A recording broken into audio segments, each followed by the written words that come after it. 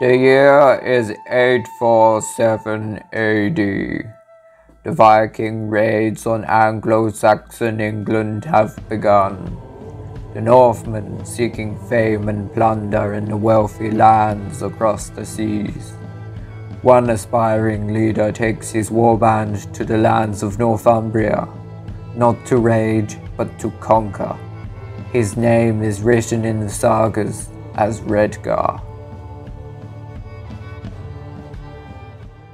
So this is our Viking and Saxon campaign that we've been playing for 2 years now. We started in 846 with Liam's Vikings raiding my lands.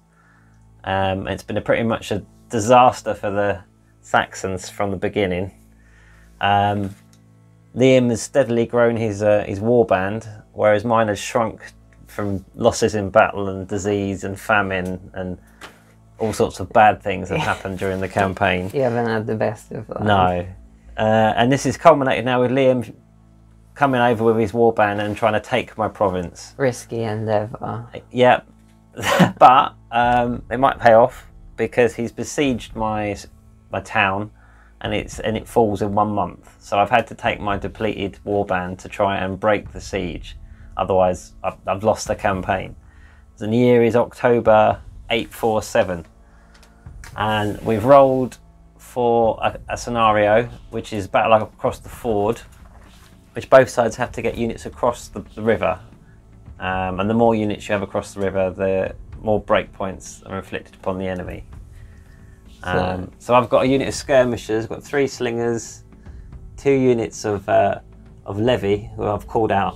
I've summoned the fyrd, which I can do as an Anglo Saxon leader in this campaign. So I've called them out. I've got 1 unit of elite left, which is with my warlord, and a small unit of warriors. Unfortunately, I rolled famine last turn, so I lost huge amounts of men to starvation. And then Liam, what you got on yours? I have a big blob of levy, just farmers essentially. Angry Viking farmers. And they've got a shaman with them to stop them from running away. Then I've got a squad of what are these guys? Warriors, that's it. Got a squad of 6 warriors, and then on the hill we have Redgar himself with a berserker, and then we have a squad of Nordic bowmen, and then another squad of warriors, and then behind them we have a unit of elites. And we are doing some pre-battle actions. Yeah, well, because I've got nothing to lose, pretty much. I've challenged Liam's and someone in Liam's army to come forward for single combat, which Liam is obliged with a berserker. But I actually have a champion character who specialises in single combat, so I sent him out to see if I can kill one of the berserkers. This might go poorly for me.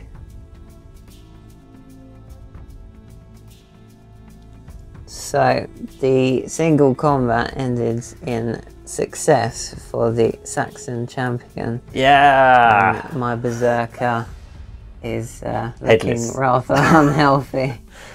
So you've gained 3 fate points. Yeah. And the Saxons are very happy on the hill. Much cheering on the hill. However, I did take a wound because your bloke was berserk and didn't die easily. So even after I'd hacked him down, he still managed to fight on until he literally ran out of blood. He's gone to Valhalla. He has gone to Valhalla. So, summary of turn 1. What have the Saxons got up to? So I marched my slingers down the hill to get closer to the rough ground near the ford. I marched the levy down to support them with my champion. I've got a group of levy still recovering from fatigue running to the battlefield, so they've been sitting on the hill resting. I've got my commander who's coming through some chickens near the farmyard, coming around one side of the farm, and I've got my unit of warriors who have made a little move round, sweeping down to the ford. So no actual combat this turn. On my side, we got some warriors who have moved up towards the ford, and we got some elites who have come up behind them. The archers have stayed on the hill. And then over near this forge, my warlords moved up to the edge of the swamp. Got some warriors in the forest. And the big blob of levy has moved up towards the ford, next to the unlucky berserker.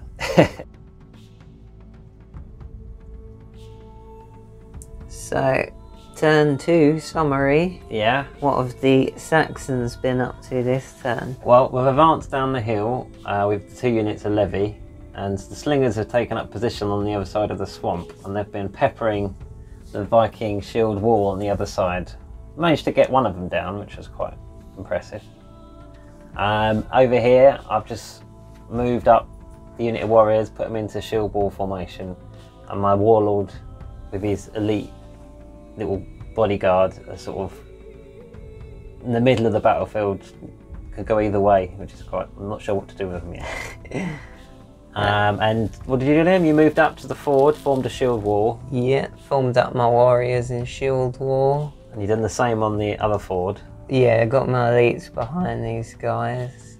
The archers stayed on the hill again, basically because I didn't have enough command points. Viking picnic on the hill. Me, warlord stayed by the swamp, and then by this ford we've got my warriors in loose formation and my levy in shield wall with their new casualty. So there's lots of shouting across the river at the moment and lots of insults. Yeah. What would a Viking picnic consist of? Lots of mead. Mead? Yeah. And meat? Turn 3 was a bit of a bloodbath. So, down by the ford over here, what happened? I charged you with a unit of warriors. I killed 2? Yeah, killed 2 levy, forced them back. And then you proceeded to lob rocks at me from the slingers. Yeah, they got a number of hits. Yeah, they did quite a lot of damage. Did. And then over here we're just sort of facing off. Yeah. With the levy against the levy. That's pretty much all that happened over there, wasn't it? Not a lot, but you forced the ford. Yeah. I couldn't kick you out. So you had to take 2 break tests from that, was that right? Yeah. I had to take 3 actually. Oh, 3 break tests, that was it. Over here, you moved your warriors across, and they put up quite a fight. But they eventually got taken down by my warlord and my unit of warriors, but they're exhausted now, 4 fatigue and 6 fatigue. So they're in a bit of a vulnerable state. My elites didn't do anything. They just watched the warriors die. And my archers atop the hill tried to shoot down. I got shot at, didn't I? But all the armour on the elites was too much. And then my warlord is still sat by the swamp, just shouting orders across the river. Well, I could have run away last turn if I'd failed 2 of my break tests. I failed 1. And every turn you stay on this side of the river, the break tests mount up. So if I don't kick you out... I just need to hold. Yeah. Hold the line, man.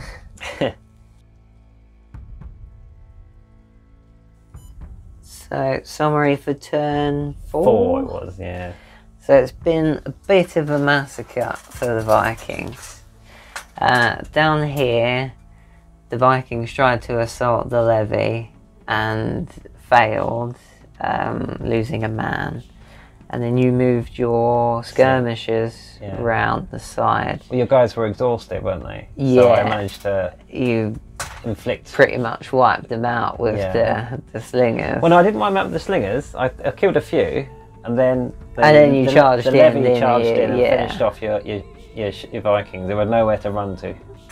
So that is the end of that little force on that side of the forge. Well done, the levy. Further down the river... I just stood there and got shot at, didn't I? Yeah, basically, yeah. My commander was too exhausted to move. He got shot at by the bowmen on the hill, and then you threw loads of spears from your elites, which inflicted more hits. So my commander's down to 1 wound. so he's in a bit of a dodgy position. I've moved my warlord. Yeah, I'm a little bit worried about your warlord and berserker. So that is all that's left of the Vikings, is this little force down here. The other ford ended in disaster. Turn 5. Turn 5 summary. Not much happened. You moved some chaps across the ford. I've moved a unit of levy across the ford, which is good. They're exhausted though. You tried to kill my commander, who just sat there the whole game really knackered. Managed to defend himself. That's pretty much it, wasn't it? Yeah, that was. We repeatedly tried to activate units, but they were too knackered to respond. Just said no. Turn 6. Yeah. So you finished off my elites down by the river with your warlord and your elites, or were they warriors? Just warriors. I've only got one elite. And then my warlord and berserker and my archers have decided it's game over. Victory for the Saxons! So it was a very, very bad battle for the Vikings. It was a bit of a disaster. Yeah. I really was not expecting it to be so one-sided. So I've lost many men, and these are the survivors so far. Yeah. Well, they were probably not all dead. Well, we'll see. I'll finish off the ones that are still alive. Yeah. So that is the end of the battle. End of the Viking invasion. Yeah, you've broken the siege. You probably want to go home now. Yeah, I've got nobody left. Back to your lands. Back to my lands. Regroup. Viking corpses stain the river red with their blood. The Saxon people celebrate their glorious victory long into the night, whilst the few surviving Vikings bitterly sail back to their homeland. Despite the losses his warband has suffered, Redgar has not given up on his plans of conquest. Rather, he has a new respect for the fighting men of the Saxons and begins to plan his vengeance against the Northumbrian King Leofric. Thanks for watching today's video. I hope you enjoyed it. If you did, it will be the first of a series of battle reports in Dark Age England as part of a campaign of the Vikings versus the Anglo Saxons. I will also be doing other battle reports set in the 40k universe if you're into that sort of thing. If you have any suggestions for improvements, just let me know in the comments below, and see you in the next video. Bye.